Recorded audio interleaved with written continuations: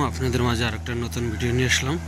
আজকে কথা বলবো, অনেক ভাইয়েরাই বলতেছে যে ভিসা হয় না, কি জন্য ভিসা আমরা পাইতেছি না, অনেক দিন ধরে পাসপোর্ট জমা দিচ্ছি।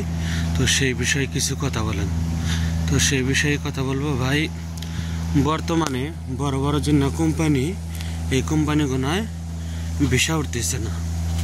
তো অনেক কোম্পানি আছে ভিসা উঠতেছে না, অনেক ভাই পাসপোর্ট দিয়ে দিয়েছেন সেই গোনা কোম্পানিতে। তো ওই গোনা কোম্পানিতে যদি আপনারা পাসপোর্ট দিয়ে থান, বর্তমানে ভিসা সেই জন্য উঠতেছে না, আপনারাও ভিসা পাইতেছেন না। মালদ্বীপ খোলা আছে, ঠিক আছে, বর্তমানে কিছু কোম্পানিতে ভিসা উঠতেছে, ছোটোখাটো কোম্পানিগুলো এগুলোয়। তো বাংলাদেশে থেকে অনেক ভাইরাই দালালকে কি এজেন্ট করে বলতেছে যে ভিসা হইতেছে না। দালালরা তো খুলে বলে না যে মালদ্বীপ বর্তমানে ভিসা উঠতেছে না। অনেক কথাই বলে যে ভিসা উঠবে 1 সপ্তাহ, 2 সপ্তাহ, 15 দিন, এই কথা বলে বলে আপনাদের রাখছে। তো আমি বলি যে বর্তমানে কিন্তু মালদ্বীপ 100-র মধ্যে 95%ই ভিসা ওঠে না।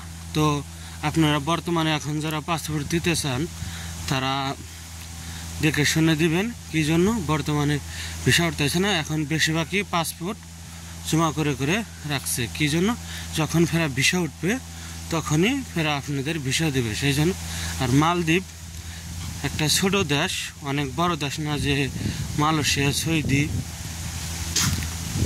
কাতার, ইরান, কুয়েত, এরকম না যে মনে করেন খুললে হারে 50,000, 50 লাখ, 10,000 কি 5 লাখ এইভাবে লোক নেব, তা কিন্তু না।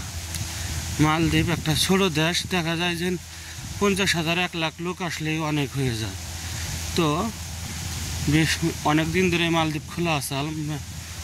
যে কোম্পানিতে ভিসা কি লোকের দরকার, বেশিরভাগ কোম্পানিতে আনছে।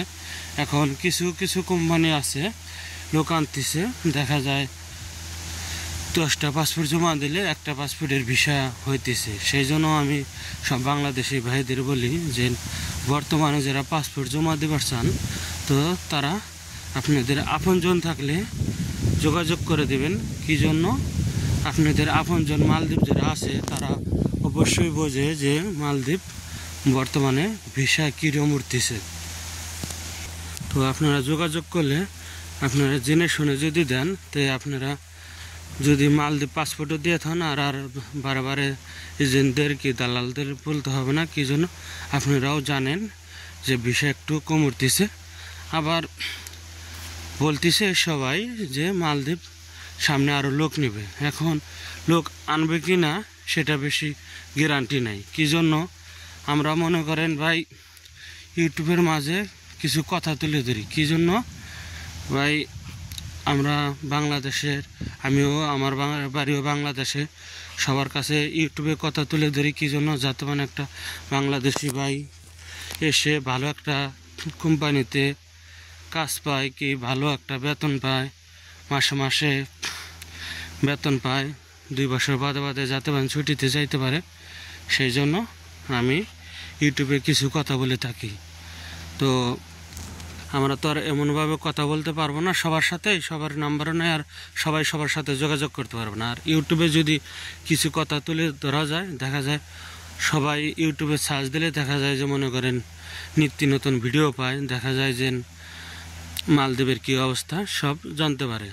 তো আমরা ভাই ওই যে 8-10টা দালালের মতো না, কি 8-10টা লোকের মতো না, যা সত্য মালদ্বীপ তাই তুলে ধরি।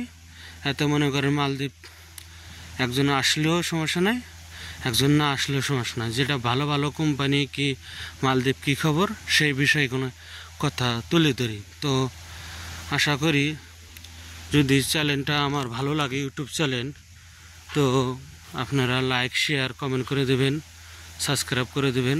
আপনাদের জন্য মালদ্বীপ নিত্য নতুন ভিডিও দেওয়ার জন্য চেষ্টা করব। তো ভালো থাকবেন, আল্লাহ হাফেজ।